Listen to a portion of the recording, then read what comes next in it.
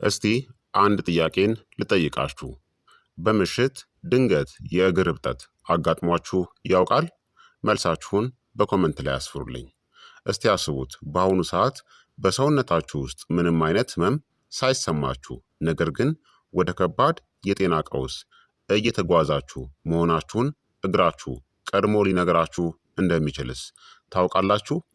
በየምሽቱ ጫማዎችን ስታወልቁ እግራችሁ ላይ ጥልቅ የካልሲ ምልክት ወይም ደግሞ እብጠትንስ አስተውላችሁ ታውቃላችሁ? አብዛኛው ሰው ይህንን የድካም ምልክት አድርጎ ችላ ይለዋል።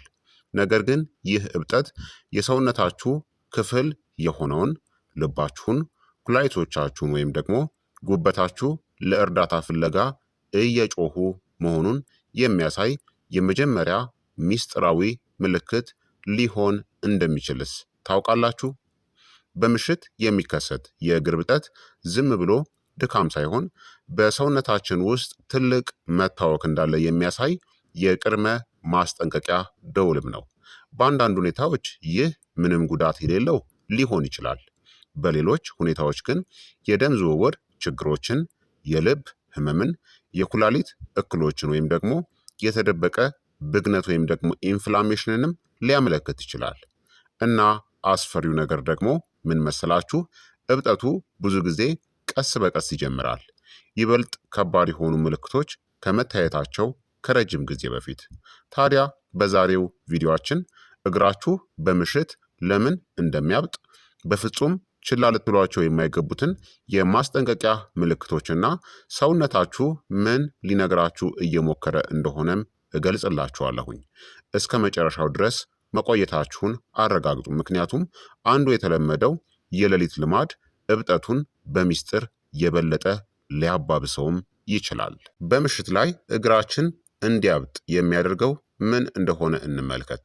ቀኑን ሙሉ የመሬት ስበት ኃይል በተፈጥሮ ፈሳሽን ወደ ታች ወደ እግራችንና ወደ ቁርጭምጭሚታችን ይስበዋል። የደም ዝውውራችሁ እናም የፈሳሽ ሚዛናችሁ ጤናማ ከሆኑ ሰውነታችን አብዛኛውን ጊዜ ያንን ፈሳሽ ያለምንም ችግር ወደ ላይ ይመልሰዋል። ነገር ግን አንድ ነገር በዚያ ሂደት ውስጥ ጣልቃ ሲገባ ፈሳሽ በቲሹዎቻችን ወይም በህብረ ህዋሳት ውስጥ መከማቸት ይጀምራል። ይህ ኢደማ ይባላል። እናም ምሽት ላይ ብዙ ሰዎች ይህንን በብዛት የሚያስተውሉበት ጊዜ ነው። ምክንያቱም ቀኑን ሙሉ ቆመው ወይም ደግሞ ተቀምጠው ስለሚውሉ፣ ጫማዎችና ካልሲዎች ይበልጥ ጥብቅም ይሆናሉ። ፈሳሽ ለመከማቸትም የሰዓታት ጊዜን ስለሚያገኝና ሰውነት በምሽት ጊዜ እንቅስቃሴውም ይቀንሳል። አንዳንድ ጊዜ እብጠቱ ጊዜያዊ ነው። ነገር ግን ቀጣይነት ያለው ወይም እየባሰ የሚሄድ እብጠት ሰውነታችሁ ትኩረትን እንደሚፈልግ ምልክት ሊሆን ይችላል። ታዲያ ምክንያቶቹን ከመንገሬ በፊት ማንኛውም ጥያቄ ካላችሁ በኮመንት ላይ አስፍሩልኝ፣ እመልስላችኋለሁኝ። ይህ የጤና ትምህርት ደግሞ በጣም ጠቃሚና አስፈላጊ ስለሆነ ላይክ እና ሼር ማድረጋችሁን በፍጹም እንዳትዘነጉ። በቀጥታ ወደ ምክንያቶቹ እንሂድ። አንደኛ፣ ደካማ የሆነ የደም ዝውውር ነው። በምሽት የእግር ማበጥ በጣም ከተለመዱት መንስኤዎች ውስጥ አንዱ ደካማ የሆነ የደም ዝውውር ነው። የደም ስሮች ደምን ከእግራችሁ ወደ ላይ ወደ ልብ መግፋት አለባቸው። ጊዜ እያለፈ ሲሄድ የደከሙ የደም ስሮች ደምን በብቃት ለማንቀሳቀስ ሊታገሉም ይችላሉ። ከዚያም ፈሳሽ ወደ አካባቢው ቲሹዎች ይፈሳል። ይህም ያበጡ ቁርጭምጭሚቶች፣ የከበዱ እግሮች፣ የተወጠረ ቆዳ እናም በምሽት የሚባባስ እብጠትን ያስከትላል። ብዙ ሰዎች ደግሞ እነዚህን ያስተውላሉ።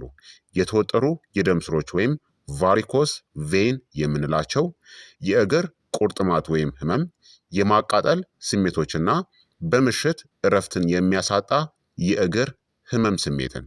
ለረጅም ሰዓታት የሚቀመጡ ወይም የሚቆሙ ሰዎች በተለይ ለዚህ ተጋላጭ ናቸው። ፈሳሽ በታችኛው እግር ውስጥ ተይዞ በቆየ ቁጥር እብጠቱ ይበልጥ ይጨምራል። ሁለተኛ ደግሞ ብዙ ጨውን መመገብ ነው። ብዙ ሰዎች የማይገነዘቡት ነገር እዚህ አለ። የአመጋገብ ስርዓታችሁ ለእግራችሁ እብጠት መንስኤ ሊሆን እንደሚችል ታውቃላችሁ? የተቀነባበሩ ምግቦች ብዙውን ጊዜ በሶዲየም የተሞሉ ናቸው። ይህም ሰውነት ከመጠን በላይ ውሃን እንዲይዝ ያደርገዋል። ይህ ትርፍ ፈሳሽ ወደ አንድ ቦታ መሄድ አለበት። እናም የመሬት ስበት አብዛኛውን ክፍል ወደ እግር እናም ወደ ቁርጭምጭሚታችን ይስበዋል።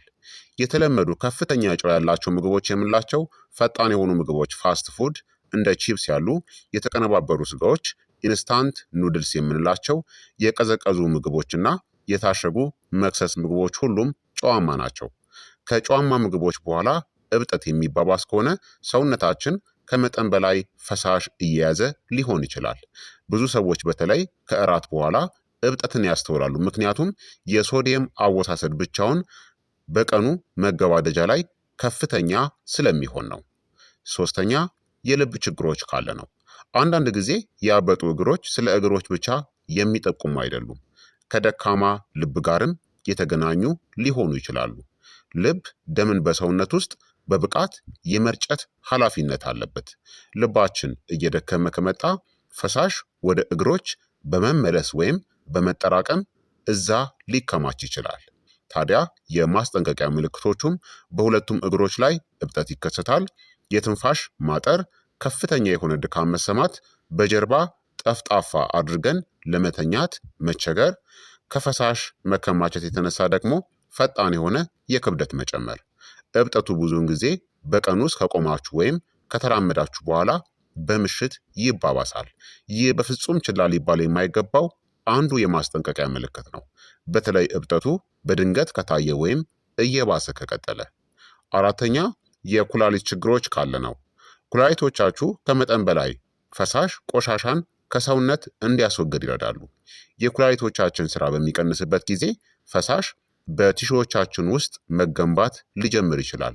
ከመጀመሪያዎቹ ምልክቶች ውስጥ አንዱ ያበጡ እግሮችና ቁርጭምጭሚቶች ሊሆኑ ይችላሉ። ሌሎች የማስጠንቀቂያ ምልክቶች ደግሞ የሚልኩት ኩላሊቶቻችን ጠዋት ላይ የአይን ማበጥ፣ ከፍተኛ ድካም፣ በሽንት አወሳሰድ ወይም ደግሞ ሁኔታ ላይ የሚታዩ ለውጦችን ታስተውላላችሁ። ደጋግሞ ሽንት መሽናት ማለት ነው። እንደ አረፋማ ሽንት ያለም ሊከሰት ይችላል። ከፍተኛ የሆነ የደም ግፊትም ይከሰታል።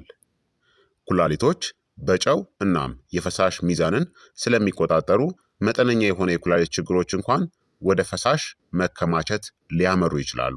አንዳንድ ጊዜ ሰዎች የኩላሊት ችግር መኖሩን ከመገንዘባቸው በፊት እብጠቱ የሚታይ ነው። አምስተኛ ለረጅም ጊዜ መቀመጥ ነው። የዘመናዊ ህይወት ዘይቤዎች ለደም ዝውውር ትልቅ ችግርን እየፈጠሩ ነው። በአሁኑ ሰዓት ብዙ ሰዎች በአሁኑ ሰዓት በመቀመጥ ያሳልፋሉ። በጠረጴዛዎች ዙሪያ በመቀመጥ መኪናን በመንዳት ቴሌቪዥኖችን በመመልከትና ስልኮችንም በመጠቀም በአጠቃላይ የስራ ዘይቤያችን ይህንን እያስለመደን ነው። የእግራችሁ ጡንቻዎች ለረጅም ጊዜ ሳይንቀሳቀሱ ሲቀሩ ደምና ፈሳሽ በታችኛው የሰውነት ክፍል ውስጥ በዝግታ ይንቀሳቀሳሉ። ይህ ደግሞ ፈሳሽ በእግርናም በቁርጭምጭሚት ውስጥ እንዲከማች ያደርገዋል። እነዚህንም ልታስተውሉ ትችላላችሁ። ከረጅም ጉዞ በኋላ እብጠት መኖር፣ ከስራ በኋላ ያበጡ፣ በምሽት ላይ የሚጠቡ ጫማዎች፣ የጫማ መጥበብ፣ በእግሮች ላይ ጊዜያዊ የመክበድ ስሜትን። ትናንሽ እንቅስቃሴዎች እንኳን ለደም ዝውውር ይረዳሉ። ቀኑን ሙሉ መራመድ፣ መለጠጥና ቁርጭምጭሚትን ማንቀሳቀስ የፈሳሽ መከማቸትን ለመቀነስም ይረዳል። ስድስተኛ የተወሰኑ መድኃኒቶች ናቸው። አንዳንድ መድኃኒቶች እንደ የጎንዮሽ ጉዳት እብጠትን በጸጥታ ሊያስከትሉ ይችላሉ። እነዚህም የደም ግፊት መድኃኒቶች፣ ስቴሮይድ የምንላቸው የሆርሞን መድኃኒቶች፣ ጸረ ብግነት ወይም ደግሞ አንቲ ኢንፍላማቶሪ ማስታገሻ መድኃኒቶች እና የተወሰኑ የስኳር ህመም መድኃኒቶችም ጭምር። እነዚህ መድኃኒቶች የፈሳሽ መከማቸትን፣ የደም ስሮችን፣ የኩላሊት ስራንና የሶዲየም ሚዛንንም ሊነኩ ይችላሉ። ብዙ ሰዎች ያበጡ እግሮቻቸውን ከመድኃኒት አጠቃቀም ጋር በፍጹም አያያይዙትም። አዲስ መድኃኒትን መውሰድ ከጀመራችሁ በኋላ እብጠት ከጀመረ ከጤና ባለሙያዎቻችሁ ጋር መወያየት እጅግ አስፈላጊ ነው። ምክንያቱም በሕክምና መመሪያ ካልሆነ በስተቀር መውሰድ የጀመራችሁትን መድኃኒቶችን በፍጹም በድንገት ማቆም አይቻልም ማለት ነው። ሰባተኛ የጉበት ችግሮች ካለ ነው። ጉበት ፈሳሽ በደም ስሮች ውስጥ እንዲቆይ የሚያደርጉ ፕሮቲኖችን ለማምረት ይረዳል። የጉበት ስራችን ታዲያ በሚጎዳበት ጊዜ ፈሳሽ ወደ አካባቢው ቲሹዎች ይበልጥ በቀላሉም ሊፈስ ይችላል። ይህ ወደ ያበጡ እግሮች፣ ያበጡ ቁርጭምጭሚቶች፣ የሆድ መነፋት ወይም ማበጥና እንደ ድካም እናም በበረቱ ሁኔታዎች ላይ ደግሞ የቆዳ ቢጫ መሆንን ሊያስከትል ይችላል። ከጉበት ጋር የተያያዘ እብጠት በጊዜ ሂደት ቀስ እያለ እናም በጸጥታም ሊዳብርብን ይችላል። ታዲያ በፍጹም ችላ ልትሏቸው የማይገቡ የማስጠንቀቂያ ምልክቶች የምንላቸው የእግር እብጠት አንዳንድ ጊዜ ጉዳት የሌለው ሊሆን እንደሚችልም ማወቅ ያስፈልጋል። ነገር ግን የተወሰኑ ምልክቶች አስቸኳይ የሕክምና ትኩረት ያስፈልጋቸዋል።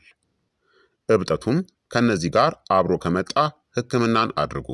ከደረት ህመም፣ ከትንፋሽ ማጠር፣ አንደኛው እግር በድንገት ከሌላው የበለጠ ማበጥን ካሳየ፣ ከባድ ህመም፣ መቅላት ወይም ሙቀት መሰማት፣ ፈጣን የሆነ እብጠት፣ ራስን መሳትና ከመተንፈስ ችግር ጋር አብሮ ከመጣ፣ እነዚህ ከባድ የደም ዝውውር ወይም ከልብ ጋር የተያያዙ ሁኔታዎችን ሊያመለክቱም ይችላሉ ማለት ነው።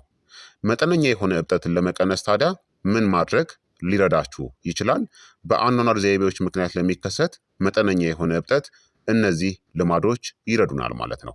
ጨዋማ የሆኑ የተቀነባበሩ ምግቦችን መቀነስ፣ ብዙ ጊዜ መራመድ፣ እግሮቻችሁን ከፍ አድርጋችሁ መተኛት ወይም መቀመጥ፣ በሰውነታችሁ ውስጥ በቂ ውሃን ማቆየት፣ ለረጅም ጊዜ ከመቀመጥ መቆጠብና ምቹ ጫማዎችን ማድረግ እንዲሁም ጤናማ የሆነ ክብደትን መጠበቅ ያስፈልጋል።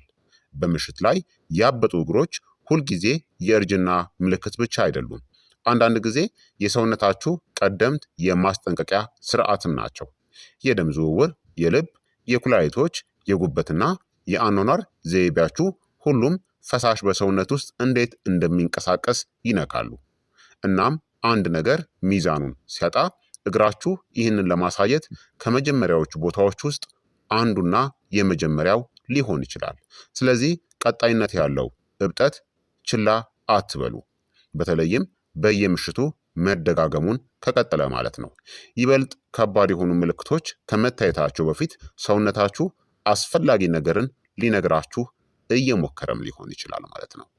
ታዲያ ይህ ቪዲዮ ጠቃሚ ሆኖ ካገኛችሁትና ከተማራችሁበት ላይክ ማድረጋችሁንና ሰብስክራይብ ማድረጋችሁን በፍጹም እንዳትዘነጉ። እናም በየምሽቱ ያበጡ እግሮቻቸውን ለሚያዩ እናም ለሚጨነቁ ሰዎች ሼር በማድረግ አስተምሯቸው፣ አካፍሏቸው። ጥያቄያችሁን እንደተለመደው በኮመንት ላይ አስፍሩልኝ። በቀጣይ የጤና ትምህርት እስከምንገናኝ እኔንም እናንተንም ቸር ያቆየን። መልካም ጊዜ፣ መልካም ቆይታ። ቻው ቻው።